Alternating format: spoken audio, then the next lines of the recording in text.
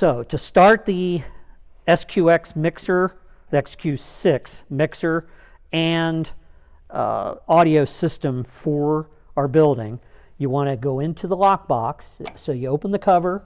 The code should be 1022. And then you just push the little handle down and it opens the cover. What's in here is a key to the AV rack and a key to turn on and off the system.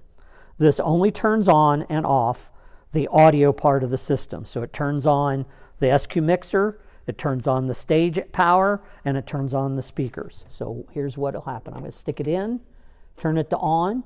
I'm going to pull the key back out and put it back into the lockbox and close it. That way we don't break the key off in the switch. As you'll see, it's blinking. It blinks until all the power is up on all the devices. So first thing brings up is the mixer. As you can see, the power is up on the mixer. Now it quit blinking, which means that power is on to the stage and the main speakers. We use this sequencer and this power method to allow us to bring everything up and bring everything down without popping speakers. And these speakers will pop if you don't do it in the right order. So on the board, on the mixer board, we have layers that has 6 capable layers, A through F. We only have defined A, B, C, and D. A is the band, so it gives us the vocals, Bluetooth, click, the strings and piano and keyboard, and then the drums. They are all color-coded. The vocals are green, the Bluetooth is white, the click is a cyan color, and then the acoustics, or I should say the stringed instruments, are blue, as well as the keyboard and piano. And then in pink is our drum settings. So the next layer we have is the talk layer. On the talk layer, and this is all adjustments associated to any faders for whatever settings, and we'll explain in a minute what that means. But so on the talk layer, we have the 3 pastor mics, which are the special mics, the ear mics, as well as their transceiver, and then the 2 handhelds. The 2 handhelds are in yellow, the 3 pastors are in white. A little hard to see on the video, we understand. The vocals again are available, so we have the vocals both on layer talk as well as on the band layer. The room mics, there's a left room mic and a right room mic. Those mics are used specifically for the stream, but they can also be put into the in-ears. You do not want to use them and put them into the main mix. That will cause major feedback. The computer input, the room mics are in yellow. The computer input and the Blu-ray player input are in cyan. And at the end of the board in red, very hard to read in the video, is reverb, 1 and 2, and then delay and ADT, delayed time. Those are actually easy to read in the video. Oh, are they really? Oh, okay, great. Oh, that's interesting. All right, so on the talk layer, we've got the pastor mics for the not worship, but the actual study time, and the vocals. In case we had something special going on, you could adjust the vocals from here, your room mics, and the effects. So understand that if you're on the band layer and you're wanting to mess with the effects, you need to go to the talk layer to actually use the masters. These are all master controls. So if you notice, I'm setting the master controls of the effects. There's 4 of them. I'm setting the faders for them. Strictly masters. The adjustment for what goes to each effect, we'll talk about in a little bit. As far as the microphones for pastors and handhelds and vocals, this is the fader for those controls. These are the faders for the room mics and what adjusts on the room mics, as well as the computer input to the board and the Blu-ray input to the board. Next layer is the monitors. These are the master faders for the monitors. And I want to stress that it's the master faders. So we have 7 in-ear microphone, or in-ear monitors, I should say, all that are portable, stored in the white cabinet in the sound booth. We have a keyboard, bass, drums, and vocal monitor. Those are actually in the stage boxes up on the stage available. And then we have a stream monitor, and I say stream monitor, it's really not monitor, it's the stream channel. So it's the master fader for the stream channel, master fader. The adjustment for what goes into the stream we'll talk about separately. And then finally, master controls, again, for the effects. So you can get to your effects two different places, from the talk layer or from the monitor layer. Either one you can get them to. The DCA layer gives you master fader controls excuse me, for the band, drums, vocal, or effects. These are master controls. Associated to that, up on the board, is an adjustment that gives you a quick access to it. So if you'll notice, I'm turning the band fader down on the auxiliary control on the board, and it adjusts the fader from the DCA channel. So you can make changes to these without having to be on the DCA layer. The only thing on the DCA layer that you absolutely would have to go here for is the talkback channel fader, which is in green, and that is so that from your mic on the soundboard to any of the in-ear monitors, or any of the monitors, you can adjust it, as well as the master control from the room mics. This adjusts the master associated to the two room mics. Can you explain what a DCA is? Digitally controlled amplifier, I think. Auxiliary, excuse me, digitally controlled auxiliary. It is a grouping. All we did is group things together. So the DCA just groups, for example, in this case, all the band channels come to this master. All the drum channels come to this master. All the vocal channels come to this master, and all the effects come to this master. The advantage of doing that is you can make a change to any one of those four quickly instead of having to make an adjustment individually. So for example, if you want to mute the band, you can mute the band right there. It also lights the mute group for band, drums, vocals, and the only one, you can see those there. But we can also, if we go back over to band, you'll see that now the band and the vocals are all flashing that they're muted. If I unmute the band, you'll see that it unmutes just that's interesting. Uh-oh. You got it, that's right. Was that right? Yeah, Yeah, these are the drums. Yeah, that's right. Duh. So the band unmutes just the bass, the electric guitar, the two acoustics, piano, and keyboard. The drums unmutes the drums, vocals unmutes the vocals, and if we go to here, we can see that the effects unmutes the effects.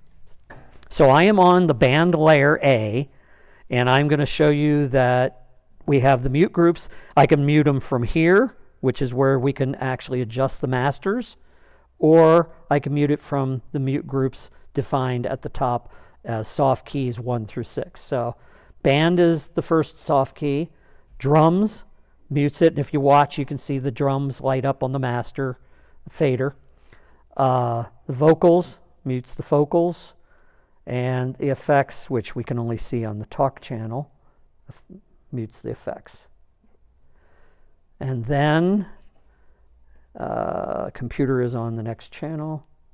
So if I hit computer, you'll see the computer now went to mute. And if I do the talk, that is on monitor channel, right? No, band channel. Oh, no, DCA is duh. Talk's only on DCA. Okay. There we go. So talk is muted on DCA. Now, I'm going to go back to the band, or to the talk channel, which Blu-ray and computer are on. Blu-ray player is muted on the mute group there. The advantage of the mute groups is it allows us to mute them and not have to be on the right layer to do that. Because you can mute anything on the layer itself. But if you use the mute groups, which I recommend, then you don't have to remember what layer something is on. You just go to the mute group. The room mics, we can mute the room mics, easy for me to say, and we can mute the Bluetooth. For example, I'm on layer talk. I don't see the Bluetooth, but I hit the mute button on it, and if I go back over to where it is defined on the band layer, you can see that the Bluetooth is muted. All right, so on the right side of the board, we have a light that's lit that says LR. That LR tells you that whatever changes you're making on the board are associated to the main mix. So on LR, the main mix master is the fader that's on the far right of the board. And as long as the LR light is lit, when you're changing that, you're changing the mix to the main speakers. Those main speakers are also being fed to the foyer speakers. So just be aware when you're adjusting anything for the sound in the sanctuary, it's also affecting the foyer.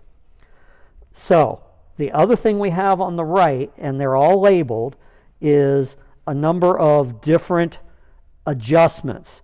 When I touch this button, so I'm going to start with the monitors. Monitors are down a little further on the board. I'm going to hit the monitor mix 1. Notice when monitor mix 1 is selected, the LR light goes out and the mix light for in-ear 1 lights. Now, anything that I adjust fader-wise on any layer is what's going to in-ear 1. So for right now, I have the band layer selected, and all these faders that are selected on here are what's going to in-ear 1.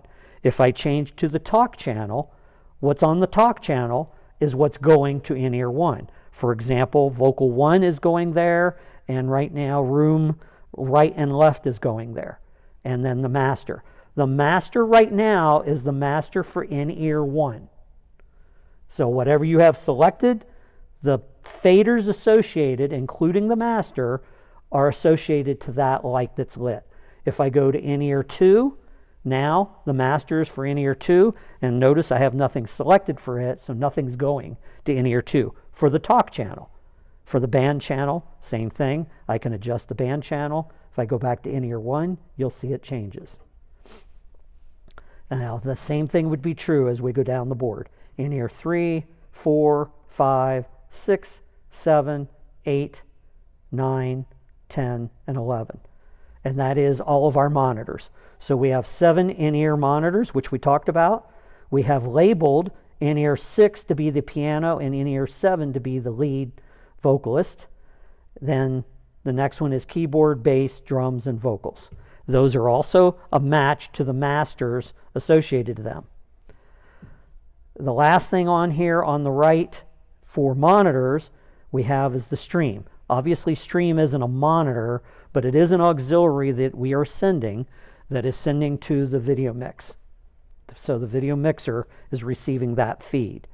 On it, whatever you adjust for faders, including the master, is what goes to the stream.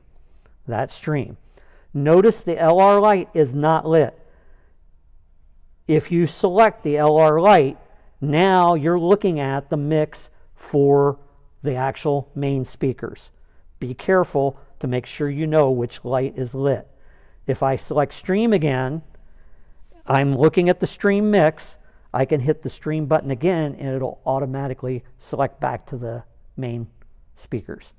So be careful. Always look at these lights to know where you are. That'll make sure that you're not making a change on the board that is not going where you think it is. So also on the right side we have the effects. So if I hit effects 1, notice the LR light goes out. Effects 1 for reverb 1 is now selected, and you'll notice why I don't know, but Bluetooth is up for the FX 1. But anything that I adjust, so we'll probably figure that those are just going to be vocals. I'm going to sit here and adjust some of the vocals up. Those vocals now are all going to be going to reverb 1. So the reverb 1 effects is what's going to be affected on this.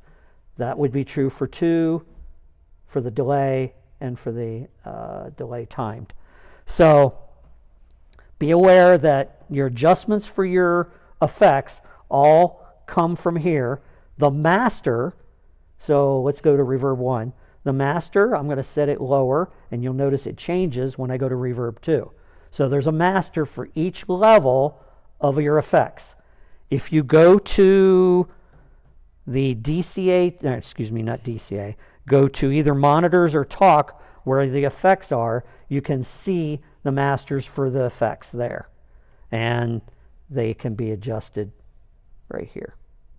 So, but be aware, actually, I just messed myself up. So, I'm on Reverb 2. LR is where the adjustments are for the effects. So that's a good example of how you can get yourself messed up. Reverb 2, that is the master for Reverb 2. The master for all of them is right here. So if I adjust, let's just do this. I'm going to adjust Reverb 2 down, and when I go back to the channel, it's not down. Well, I have to figure that one out. Word is complex. It is very complex. So anyway, these are your masters for your reverbs, and these are your channels to select what is actually going on those channels. Again, make sure you can hit the button. Any of these buttons on the right, if you hit it twice, it'll always go back to the main mix. So in the green room, we have our AV rack. The danger energized equipment was actually kind of a funny because it's only 110 volts that's in there, but there is voltage in it. The monitor on top is showing us what the projectors are seeing. So from the green room, people can see what's going on in the sanctuary as far as the stage is concerned. And that'll allow them the capability in the room to know when they should enter or leave the stage. Well, enter, not leave. On the wall, we have another lockbox, same as the one in the sound booth. You open the cover by pulling down on that. The code is the same, 1022. Flip the little lever, and inside are the same exact keys. A spare key for the sound booth power, or actually the power to the whole AV system, and a key to the rack. The key will open all the doors on the rack. So on this side of the rack is where we patch everything.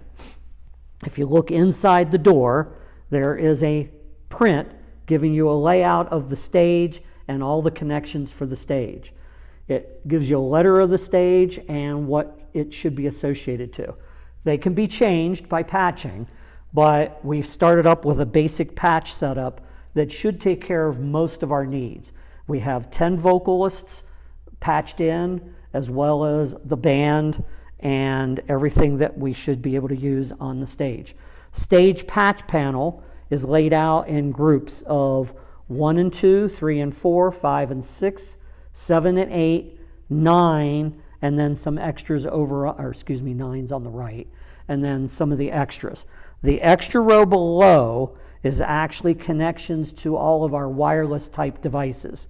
So, and the 2 room monitors, or microphones, monitors, I should say microphones. The left-hand side is all of our connections to in-ear microphones, or monitors. I keep saying mics. In-ear monitors are all on the left. The microphones are all on the right. So you have your pastor mics, the handheld mics, and the 2 room mics are on the right-hand side of that panel. Below that panel is our external I/O box, which is a DX168. That box gives us an expansion of our outputs and inputs on the SQ6 mixer. All the SQ6 mixer wires, the input wires are on the right, and the output wires, these all come from the sound booth. All the output side are on the left. There are spare wires. If you look up inside the rack, tie wrapped up to the top of the rack are spare microphone and output cables. There are 1 or 2 hanging loose that are available. Some of them are ones that we are not using because we are tied in to something from the actual soundboard. The patches, all off of the external I/O box, the DX168, all of those are patched and should be patched into something on the stage, and they are currently. So that is the right-hand side of the rack. So on the center of the rack, if you unlock it, what we have is a door that allows us access to everything inside. Now, do you have enough lighting to be able to see all this? Yeah. Okay. So on the right-hand side, you can see the wiring to the back of the actual patch panel. all microphone cables. So every microphone cable on the stage, in this patch panel, and the actual cables themselves all have a capacitor between the shield of the cable and the actual grounded connection. That is a method to allow RF to be dropped off to ground and not brought into our system. On the left-hand side, you'll see all of the equipment. The top part here, which is a little hard to see, but if you look at, let's see if I can find it. So this piece right here, can you see my fingers? Yep. This piece right here is the actual sequencer. It is plugged into a power strip that's down below it here. But that sequencer has 3 different sections to it with 3 different power packs. They are 24-volt AC power packs. Each one feeds either the sound booth relay, the relays in the stage, underneath the stage, and the relays that are up on the ceiling feeding power to the main speakers. Those relays are what drive the actual power coming on and off by the sequencer. So the sequencer turns AC power on, and the relay itself, the power pack, can you see that okay? That power pack right here, that power pack is what's feeding the AC. Each one of them are labeled. If you would ever have a problem, the labels are on everything. You should be able to follow the labels. Okay, on the far right, which is probably very hard to see, yep. On the far right is a white cable with a green connector on it. That is actually the cable that comes from the switch in the sound booth. That cable is what tells the sequencer to come on or go off. There is a power strip in the middle. That white one should be able to be seen fairly easy in the video. This white power strip here is the one that is tied to what is feeding the sound booth. So when the sequencer tells the sound booth to come on, it actually powers up this power strip, which has the transformer on it, and all the other cables.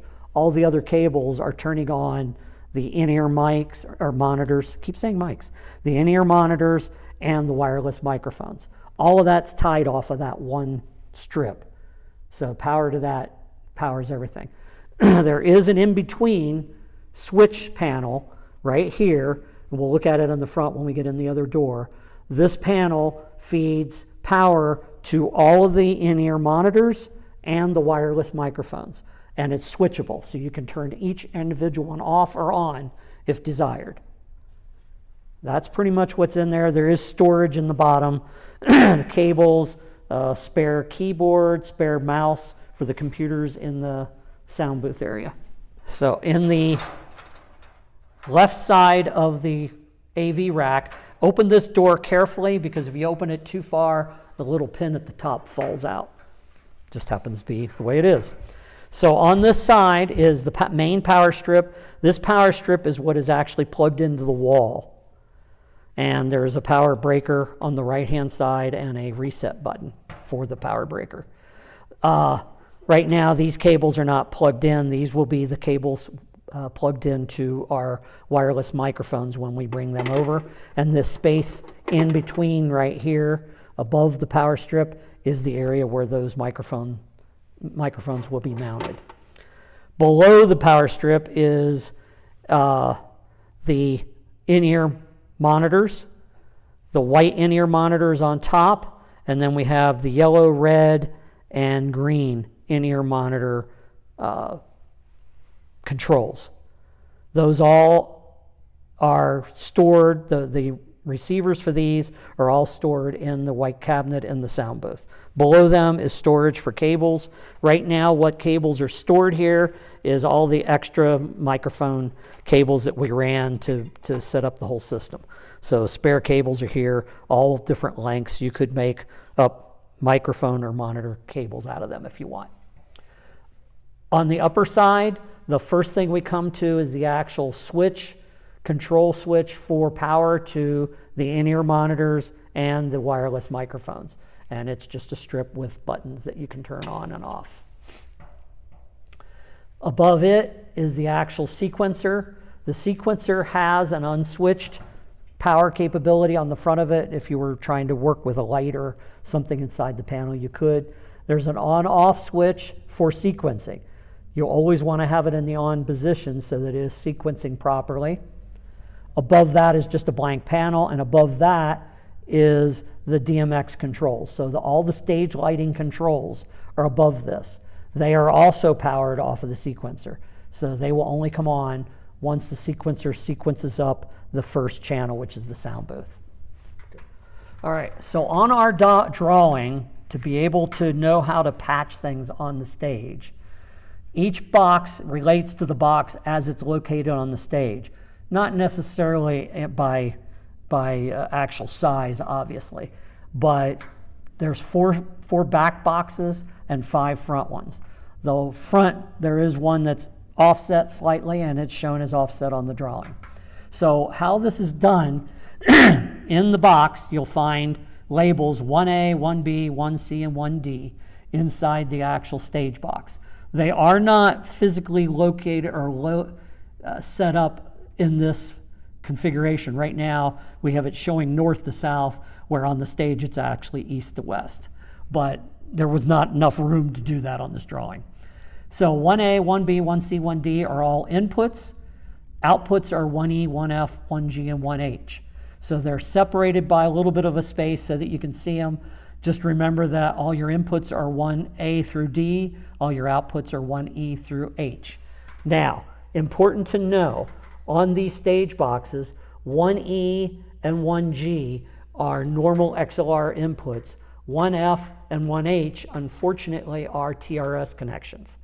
We probably won't use much of the TRS connections. They are all wired, they are all on the patch panel, they can be patched and you can use them. Those are 1/4 inch. But they're 1/4 inch plugs, yep. They're 1/4 inch. And they are all output plugs. So the XLRs on 1E and 1G are outputs, and the XLRs on 1A through 1D are inputs. And that's true for all the boxes. So if you look on here, you'll see a designation. Are you able to read them? So the designation EI11, is that 11 or 1? I can't even. EI1. Don't have my glasses on. EI1 is designating external input 1. External inputs are all the DX168s. So input channels, and they're marked on here. The input channels 1 through 16 are EI1 through 16. The outputs are EO 1 through 8.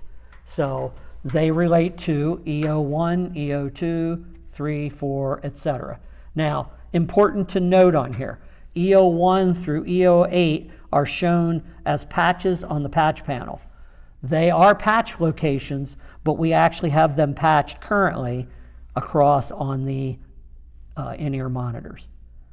So there are some of them that are still valid. For example, EO1 is shown as being the key monitor. There is a in-ear monitor, physical one that's inside the box, connected to EO1. But you'll notice EO2, 3, 4, 6, and 8 are all not showing as connected anything. And if you look across the bottom here, you'll see them all connected to the in-ear wireless monitors. And that would be true for everything else on here. So when you're patching something, on the other side, you see an LI and an LO. LI stands for local input, LO stands for local output. Those are associated to the inputs and outputs on the SQ6 mixer. If you look at the bottom, there are some designations explaining that. EI for external input, EO for external output, LI for local input, LO for local output, and then it also says the main AB is LO11 and LO12, and they go to speakers AB and the foyer left and right. So on the mixer, you will find a connection that says main A, I believe it says main A, and main B. Those go to the main AB speakers, LO11 and LO12, which are parallel connections to those connections on the mixer going to the foyer. We're still deciding how we're going to work that. And then on the right, you'll see the wireless microphones are all listed as LI1 through LI5. and those are for local inputs 1 through 5. If you look on the patch panel, if you look down here, you'll find that a cable connected to the Pastor 1 mic is listed as input 1, and you'll find them as input 1, 2, 3, 4, and 5, coming from the mixer of connections 1, 2, 3, 4, and 5, and so on. Also, you'll find on here, it lists the Bluetooth music is on LI 21, so that means the local input 21 on the mixer is going to Bluetooth, and then LO 14, you'll see says it's going to the stream. If you go to the mixer board and look at the output connection at 14, you'll see that that is a cable that goes over to the video mixer. ST1 goes to the computer, and ST2 goes to the Blu-ray player. And that is the matching for how to patch.